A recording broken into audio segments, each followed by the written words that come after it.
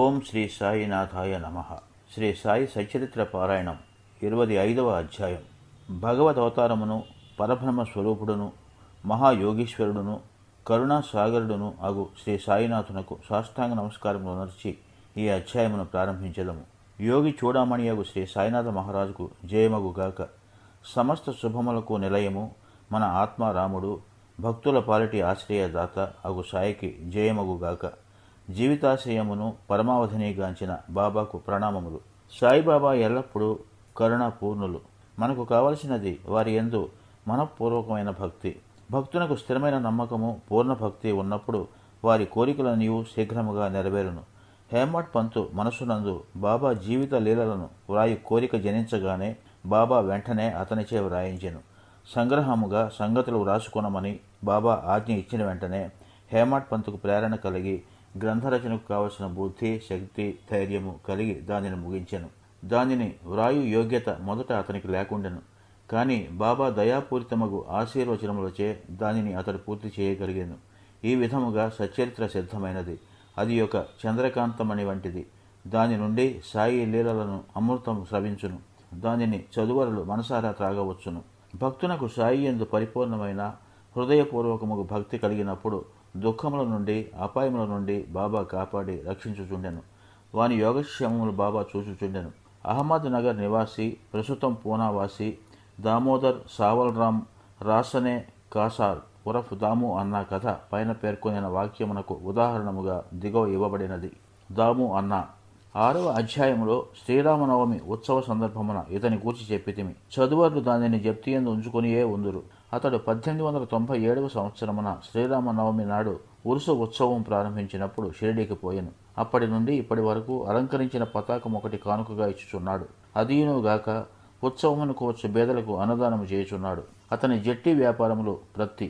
బొంబాయి స్నేహితుడొకడు దాము అన్నకు ప్రత్తిలో జట్టి వ్యాపారం చేసి భాగస్వామిగా సుమారు 2 లక్షల రూపాయలు లాభం సంపాదించవలనని రాసెను. వ్యాపారము లాభకరమైనదనియు, ఎంత మాత్రము ప్రమాదకరము కాదనియు, కనుక అవకాశము పోగొట్టుకొనవలదనియు అతడు రాసెను. దాము అన్న ఆ బేరమును చేయుటయా మానుటయా అని ఆందోళన పడెను. జట్టి వ్యాపారమును చేయుటకు వెంటనే నిశ్చయించుకొనలేకపోయాను. దానిని గురించి బాగుగా ఆలోచించి తాను బాబా భక్తులగుటచే శ్యామకు ఒక జాబు సవివరముగా రాసి బాబాను అడిగి వారి సలహాను తెలుసుకొని చెప్పమని కోరాను. ఆ మరుసటి దినము ఆ ఉత్తరము శ్యామకు ముట్టెను. శ్యామ దానిని తీసుకుని మసీదుకు పోయాను. బాబా ముందర పెట్టాను. బాబా ఆ కాగితం ఏమని అడిగాను. సమాచారం ఏమనను. శ్యామ అహ్మద్ నగర్ నుండి దాము అన్న ఏదో కనుగొనుటకు వ్రాసినాడని చెప్పాను. బాబా ఇట్లనను, ఏమి వ్రాయిచున్నాడు, ఏమి ఎత్తివేయుచున్నాడు? భగవంతుడిచ్చిన దానితో సంతృష్టి చెందక ఆకాశమున ఎగుర ప్రయత్నించున్నట్లున్నదే. వాని ఉత్తరము చదువుము.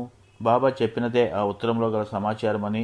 శ్యామ, దేవా, నీవెక్కడనే ప్రశాంతంగా కూర్చొని భక్తుల ఆందోళన పాలు చేసేదవు. వారు వ్యాకుల గుట్టతో వారిని చటికీడ్చుకుని వచ్చేదవు. కొందరిని ప్రత్యక్షంగాను, కొందరిని లేఖల రూపంగాను తెచ్చేదవు. ఉత్తరంలోని సంగతులు తెలిసిన నేల చదువుమని బలవంత పెట్టుచున్నావు అనను. బాబా, ఓ శ్యామ, దయచేసి చదువుము. నా నోటికి వచ్చినది నేను మాట్లాడేదను. నన్ను విశ్వసించువారెవరు అనను. అప్పుడు శ్యామ ఉత్తరమును చదివాను. బాబా జాగ్రత్తగా విని కనికరముతో ఇట్లనను, సేటుకు పిచ్చి ఎత్తినది. అతని గృహమందు ఏ లోటు లేదని వ్రాయము. తనకున్న సగము రొట్టెతో సంతృష్టి చెందమని వ్రాయము. లక్షరాజ్యించుటకు ఆయాసపడవద్దని చెప్పుము. శ్యామ జవాబు పంపెను. దాని కొరకు ఆతురతతో దాము అన్న కనిపెట్టుకుని ఉండెను. జాబు చదువుకొని అతడు తన ఆశ అంతయో అడియాస అయిందని అనుకునేను. కానీ స్వయముగా వచ్చి మాట్లాడుటకు, ఉత్తరము వ్రాయుటకు భేదము కలదని శ్యామ వ్రాయుటచే తానే స్వయముగా షిరిడీ వెళ్లి బాబాతో స్వయముగా మాట్లాడవలనని అనుకునేను. అందుచే షిరిడీకి వెళ్ళాను. బాబాకు నమస్కరించాను. బాబా పాదములు ఒత్తుచూ కూర్చుండెను. అతనికి బాబాను బహిరంగముగా జట్టి వ్యాపారం గురించి అడుగుటకు ధైర్యము చాలకుండెను. బాబా సహాయపడినచో వ్యాపారంలో కొంత లాభము బాబాకి ఇచ్చినచో బాగుండునని అనుకునేను. ఇట్లు రహస్యముగా దాము అన్న తన మనస్సున అనుకునేను. బాబాకు తెలియనిదేమీ లేదు. అరచేతనున్న ఉసిరికాయ వలె భూత భవిష్యత్తు వర్తమానములు కూడా బాబా తెలిసినవారు. బిడ్డకు తీపి వస్తువులు కావలేను, కానీ తల్లి చేదు మాత్రలిచ్చును. తీపి వస్తువులు ఆరోగ్యమును చేర్చును, చేదు మాత్రలు ఆరోగ్యమును వృద్ధి చేయును. తల్లి తన బిడ్డ యొక్క మేలును కాంక్షించి బుజ్జగించి చేదు మాత్రలే ఇచ్చును. బాబా దయగల తల్లి వంటివారు. తన భక్తుల భవిష్యత్తు వర్తమానముల లాభముల గురించి బాగుగా తెలిసినవారు. దాము అన్న మనసును గనిపెట్టి బాబా ఇట్లనను, ప్రపంచ విషయములలో తగులుకొనుటకు నాకు ఇష్టము లేదు. బాబా యొక్క అసమ్మతి గ్రహించి దాము అన్న ఆ పనిని మానుకొనెను. ధాన్యముల బేరము. పిమ్మట దాము అన్న ధాన్యము వ్యాపారం చేయ తలపెట్టెను.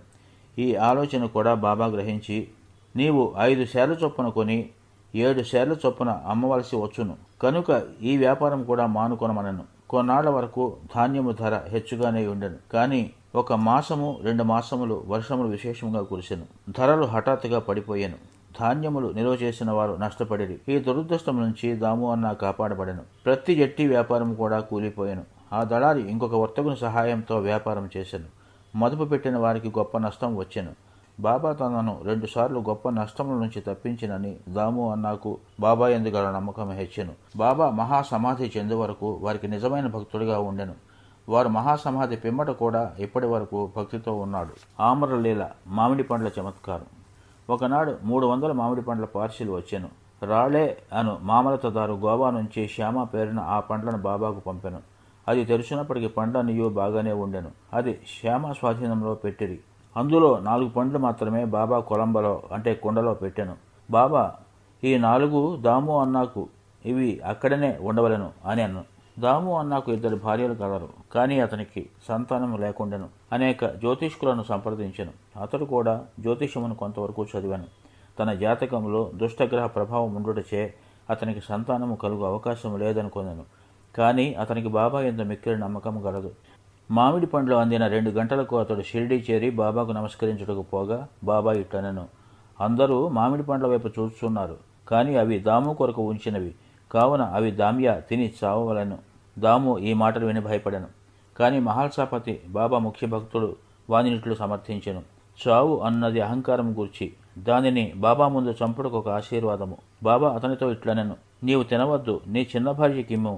ఈ ఆమరలీల ఆమెకు 4 కొడుకులను 4 కుమార్తెలను ప్రసాదించును. దాము ఆ ప్రకారమే చేసెను. కొంతకాలమునకు బాబా మాటలు నిజమయ్యను, జ్యోతిష్కుని మాటలు ఉత్తవయ్యను. బాబా మాటలు వారి సమాధికి పూర్వమేగాక ఇప్పుడు కూడా వారి మహత్యమును స్థాపించుచున్నవి. బాబా ఇట్లనెను, సమాధి చెందినప్పటికీ నా సమాధిలో నుంచి నా ఎముకలు మాట్లాడును. అవి మీకు ధైర్యమును విశ్వాసమును కలిగించును. మనఃపూర్వకముగా నన్ను శరణుజొచ్చిన వారితో నా సమాధి కూడా మాట్లాడును. వారిని వెన్నంటి కదులను. నేను మీ వద్ద ఉండనేమో అని మీరు ఆందోళన పడవద్దు. నా ఎముకలు మాట్లాడుచు మీ క్షేమమును కనుగొనుచుండును. ఎల్లప్పుడూ నన్నే జ్ఞప్తియందు ఉంచుకొనుడు. నాయందే మనఃపూర్వకముగాను హృదయపూర్వకముగాను నమ్మకముంచుడు. అప్పుడే మీరు మిక్కిలి మేలు పొందెదరు. హేమట్ పంత్ ఈ అధ్యాయము ఒక ప్రార్థనతో ముగించుచున్నాడు. ప్రార్థన. ఓ సాయి సద్గురు, భక్తుల కోరికలను నెరవేర్చు కల్పవృక్షమా, మీ పాదముల మేమెన్నటికీ మరవకుందుముగాక. మీ పాదములనెప్పుడు చూచుచుండెదముగాక. ఈ సంసారమున చావు పుట్టుకలచే మిక్కిలి బాధపడుచుంటిమి. ఈ చావు పుట్టుకల నుంచి మమ్ము తప్పించుము. మా ఇంద్రియములు విషయములపై పోనీయకుండా అడ్డుకొనుము. ఇంద్రియములు మనసు బయటకు పోవు నైజము ఆపనంత వరకు ఆత్మసాక్షాత్కారమునకు అవకాశము లేదు. అంత్యకాలమున కొడుకు గాని భార్య గాని స్నేహితుడు గాని ఉపయోగపడరు. నీవే మాకు ఆనందమును మోక్షమును కలుగజేయువాడవు. వివాదములందు దుర్మార్గపు పనుల యందు మాకు గల ఆసక్తిని పూర్తిగా నశింపచేయుము. నీ నామస్మరణము చేయుటకు జిహ్వ ఉత్సహించుగాక. మా ఆలోచనలను అవి మంచివే అగుగాక చెడ్డవే అగుగాక తరిమివేయుము. మా గృహములను శరీరములను మరచునట్లు చేయుము. మా అహంకారమును నిర్మూలింపుము.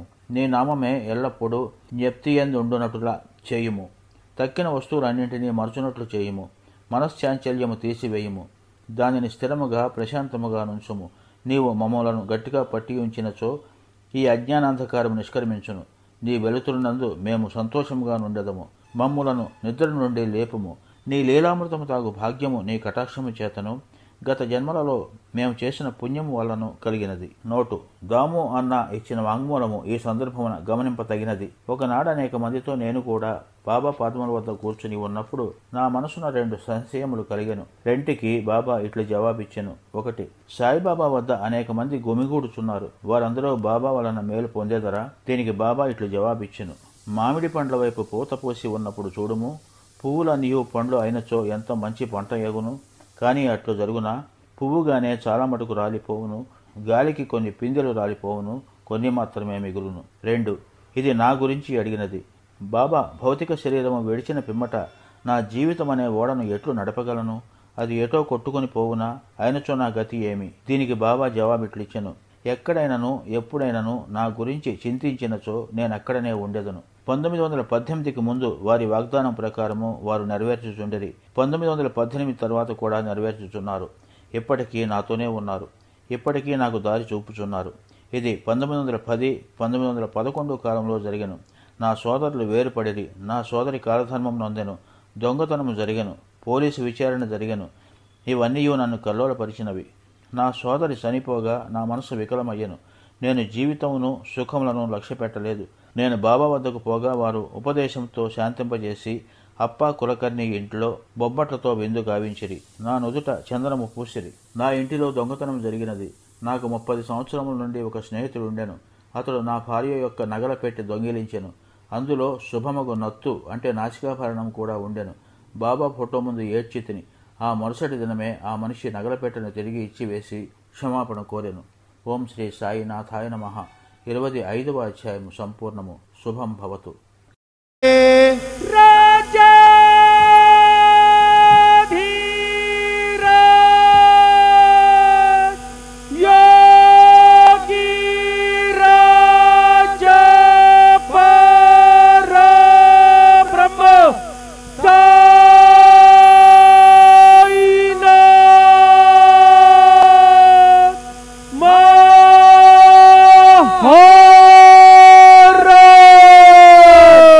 श्री सच्चिदानंद सद्गुरु साईनाथ महाराज की जय।